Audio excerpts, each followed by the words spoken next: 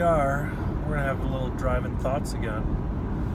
And as I'm driving, I'm going to talk a little bit about what is happening in the world of the hair business, I guess. So if any business, this is kind of going to be generic for every business. Really, it's kind of comes down to a couple of things. So, what we're going to talk a little bit about is building brand, starting a business, building brand, and kind of like what makes your brand different than anybody else's. And I think those are really key things. And this is both for as a business owner, but also it's really important for an employee and somebody who works for a brand to choose a company wisely that fits them. And I think it's really important to know that because that's what creates longevity and makes a really good long-term job. So, well, first question is always like, well, who the heck are you? You look like a trucker, you're driving down the road, and what are you doing? How can you talk about this stuff? Well, my name is Steven Adams. I may not look like it, but I do own 2, soon to be 3 salons in Minneapolis, St. Paul. And I have been in the hair business a long time. I've been an independent contractor, I've been an employee, and I've been a business owner. And I've kind of done a little bit of everything within my career that I possibly can. So it kind of gives me a little insight on, a little bit about the business. So let's talk about brand. Because today, what we really want to talk about is building a brand. And there's a few different ways of looking at brands and looking at building a brand. But what is a brand? We hear about it all the time. It's a key word. Oh, Starbucks is a brand. Target is a brand. Brand. It's always about brands. Well, what does that really mean? Is it the logo? Is it what they sell or do? So like if it's a salon world, is it the services that you provide? What is the brand? Well, realistically, this is what the brand is, in my opinion. I look at it a little bit differently. Realistically, I see the brand as your culture. It is the makeup of the company. It's the makeup of the people. So, a few years back, I had 2 employee-based salons. Now, this is very fascinating because they all were under the same brand. They're under the same name. They're doing business as the same name. But each salon actually was its own culture and it was its own brand. It really was like the essence of each location was completely different from one another. And this is where I started to really learn more about what really is brand. Now, it's not because and it's interesting. So I have 2 salons. They're completely different cultures, completely different everything, except for the name, the tools, the product, the education. So everything that came from the company was exactly the same. So it was very branded, if you wish to say. So everything was exactly the same. So like how everybody was trained was the same. The products they used were the same. The tools that they used were the same. Every single thing about about both of these locations were exactly the same. One location may had hanging blow dryers. One location had blow dryers in the stations. One location may have had fancier shampoo bowls. One location may have had crappier shampoo bowls. So one location may have lockers, one location may not. Those things shouldn't matter. But for the most part, everything was the same. Like the education was the same. But they were very different cultures and different brands, and the fact that they ran completely different. So different, in fact, they had the consumers that went to these locations were completely different. And the employees that they drove into the business were completely different. And it was interesting to see which one was stronger and which one was making more money. So, how does this happen? How does this become? Especially when the leadership is and education and everything from the company is exactly the same. How did it become its own? Well, there's a few different ways. When we had 2 locations, we had employees who were managers.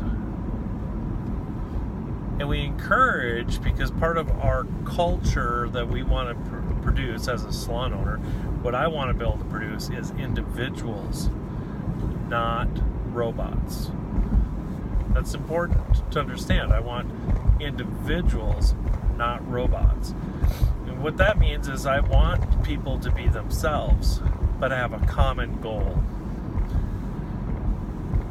But what happens is when your management system, which at that point we had a very structured management system, our management system did not have or want the same goal as leadership, which is very fascinating, because when you have management that has a different path, they take your team to a different path.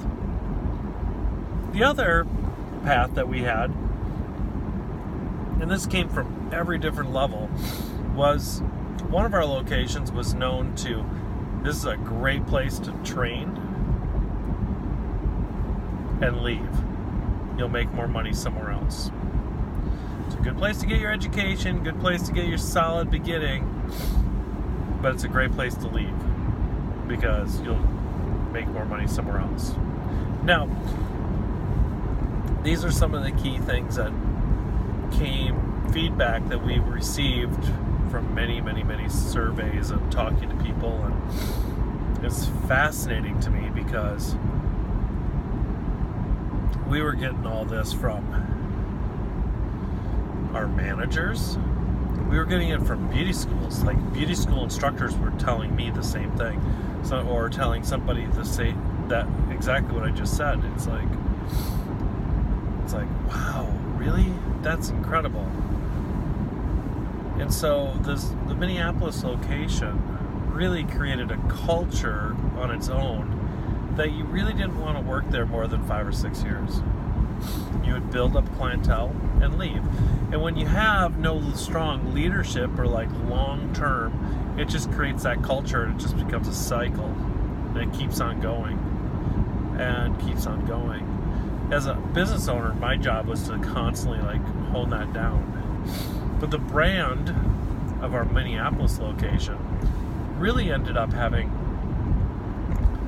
this brand image that really wasn't our company image. It became, oh, if you're tattooed,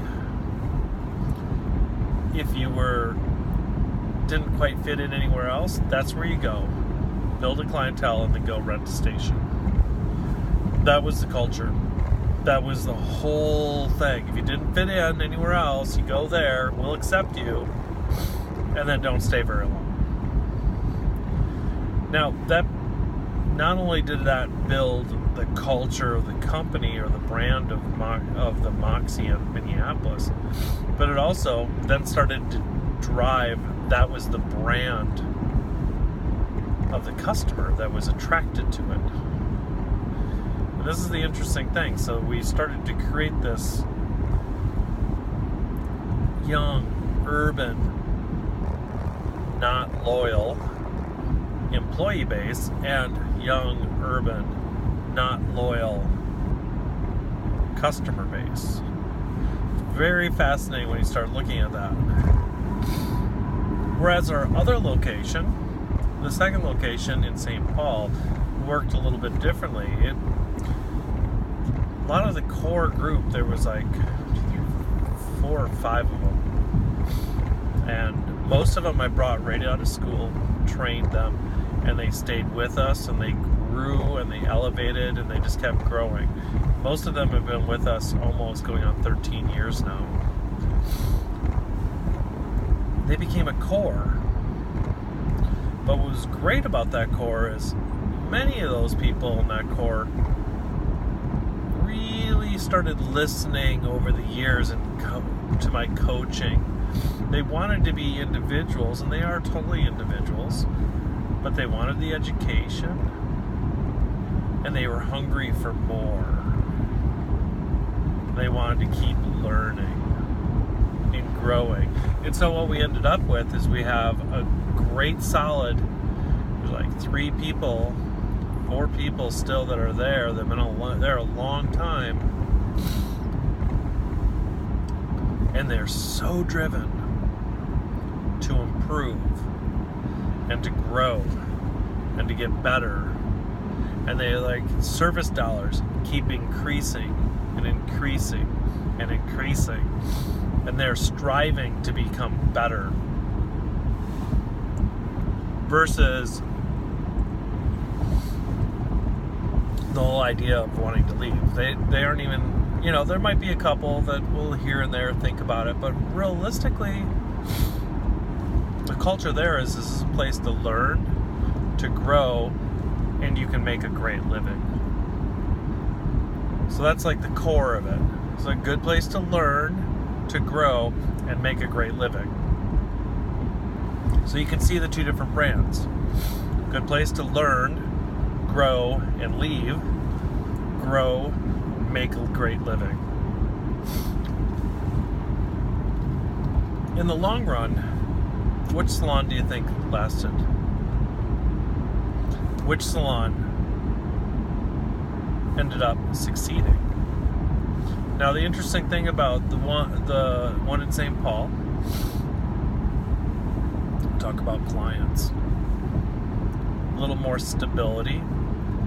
Clientele. As they grew, they reflect the same employees. So we still get some young, urban kids. They usually go to the cheapest people. But then we also, in that location, are getting stable, older clients that repeat business. Now this is why, and this is where it's really important to be able to, like, as a stylist, look at your brands and see what you're trying to get. So when you're out there and you're shopping around and you're looking for a different salon, you got to think about, what do you want?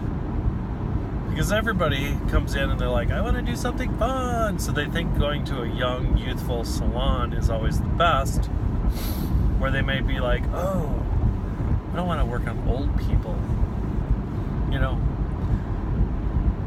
There's nothing wrong with working on someone that's a little more mature, because it means they're going to come back. I'm not saying that young people don't come back. They do. But they don't always come back to you. They don't always come back for 6 months to a year. They don't, it's like a little bit different. So you want to find a balance, and my recommendation is always find a balance. I think it's really good to have a combination of young and old, to build your brand around that. So we have the 2 salons. We have the 2 different brands. We have the 2 different clientele. Going back to my question, which one succeeded? Which one had to close? Brand is really important. Brand is more than just the name. It's not just the name. It is the name is just part of it. That's part of the branding. That's like putting the stamp on it. What is the core of it? And the core of it is what your beliefs are, what the company's beliefs are, but it really comes down to is how engaged the employees are to that belief system. How engaged the employees are to that belief system. Because if the employees do not believe in the mission that the company or the person who started the company or whatever they set, if the employees do not believe in that, and they're not engaged in that, then that culture has a mixed branded message. And this is the trick. When you're searching for a job, you want to find not only the stamp, but you want to find the culture behind that brand. What is it the employer wants? What are the employees living? Do they see eye to eye? Because if they don't, that means there's some chaos in there. And we want to make sure that you really find that solid brand. My recommendation to all new businesses is to really take some time and think about how you want your business to run. What is really important to you? For me, this comes right down to the beginning. Why did I create Moxie Hair Salon? What was the purpose of me opening this business? Well, realistically, here's what it was. I wanted to offer a place where people could become themselves. I didn't want people to be a robot. I didn't want them to have to look exactly the same. I didn't want them to have to do everything and do the haircuts the same. I didn't want them to have to be able to do all the color formats the same. I wanted it to become individualized, but working as a collective, working all together in synergy, so that they all are on the same page. I wanted a place that was respected customers, meaning that the customer was the most important part.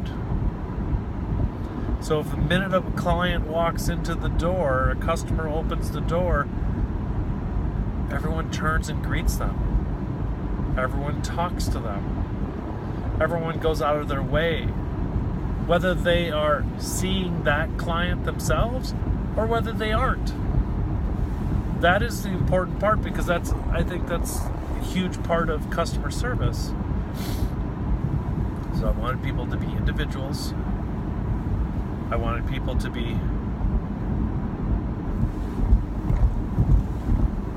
offer great customer service. I wanted to be able to offer education that encouraged them to continue their education and to keep growing. Because I believe that through education, you force yourself to improve. I also wanted to create a place where people wanted education and would always go to education, and where they would look as education as part of their lifestyle, not as I have to go to work.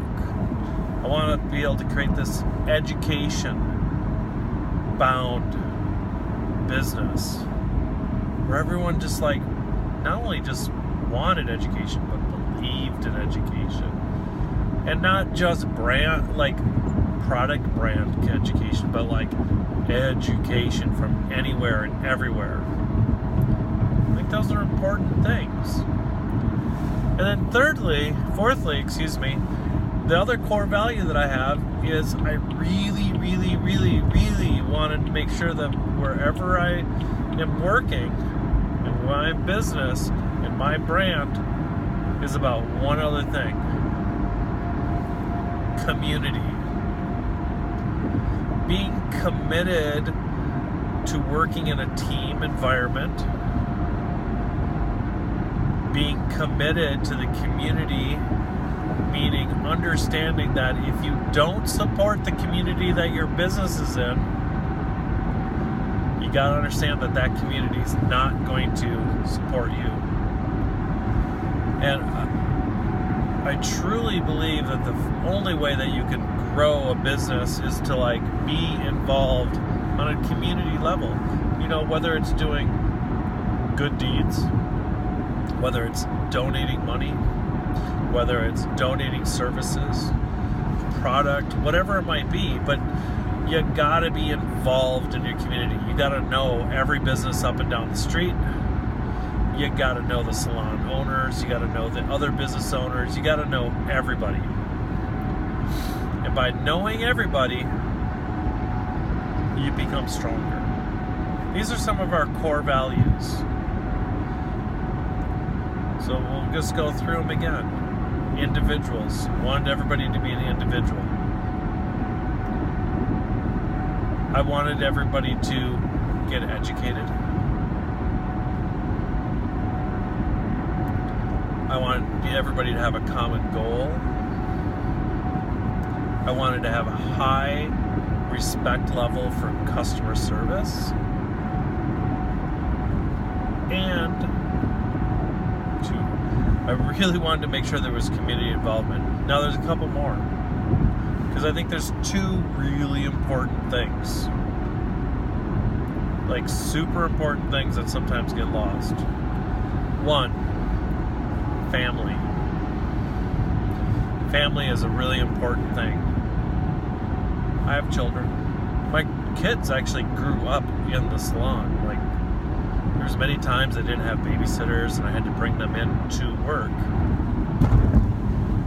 And what that taught me was patience, to understanding that sometimes other people and my employees sometimes have a hard time with daycare, or they might have sick children. We have to respect our employees and their need for family.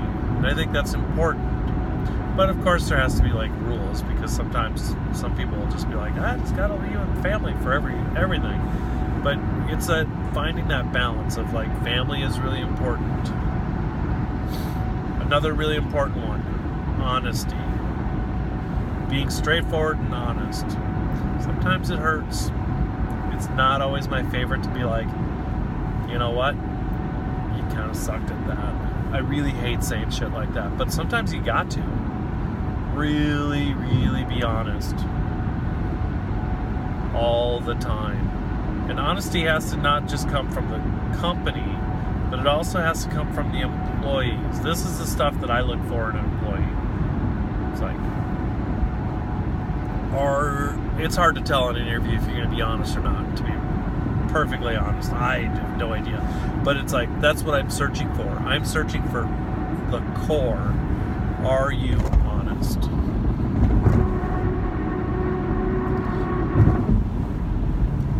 So, and then the last thing that I look for is friendliness, meaning are you a caregiver? Are you friendly? Are you nice? Will you go out of your way to help somebody? Because you can't have great customer service if you're not friendly. It kind of goes hand in hand. Ever have one of those go somewhere and try to get some customer service and they're just kind of crusty around the edges, or they just stare at you, or they're hi, or they're I don't want to be here. Those are the things that's all part of the branding. So it's I have my core values. My core values hold that brand together. Now, I think it's important to all this kind of ties together. It's the only way that you can have Moxie is by having these core values. The only way you can have these core values is to have Moxie. When that synergy happens, then you know it's a good mix. And then you gotta, like, as an employee, you have to search out and find that. As a business owner, it's my job to constantly remember what my core values are, so that I can, like, encourage myself first, and then you guys to remember them. And as long as we all believe in the same mission, then we're going to move in the right direction. But when someone doesn't believe something and they think that, they think opposite of this, then it's already starting to crash and burn. And it's really kind of sad. So branding and core values kind of go hand in hand, and they're really powerful, because those are the things that really make the foundation of a business.